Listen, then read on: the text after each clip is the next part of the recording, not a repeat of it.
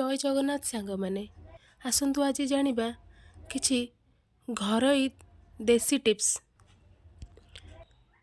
प्रथम टिप्स, लंका गुंड को अधिक दिन रखा चाहूले से टिके हेंगु पकई दिंतु अथवा लंका गुंडरे किछि लुण मिसाइले सेठी फिंपी धरे नाही। द्वितीय टिप्स, अटा चकटिबा बेले सेथिरे टिके तेल किंबा क्षीर मिसांतु, यह द्वारा रुटी नरम हेबो अथवा अटारे दही मिसाई पारिबे। 3 नंबर टिप्स, भात रांधिबा समय रे सेथिरे टिके सोरिष तेल एवं अल्प लेंबू रस पकाइले भात सफा एवं गोटी गोटी होई जिवो। 4 नंबर टिप्स, कौनसी जगार असावधानतार जदि अंडा चट्टाणरू खसी पड़े खसी भांगीगला से लुण पकाई दिंतु, देखिए लुण अंडा को शोषि नेब।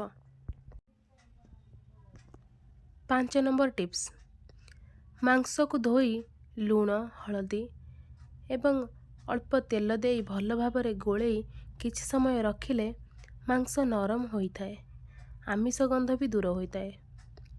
6 नंबर टिप्स, चीनी रे जंदा लगुथिले जार भितरे गोटे रु 2टा अलैच पकाई दिंतु, देखिए जंदा लगे।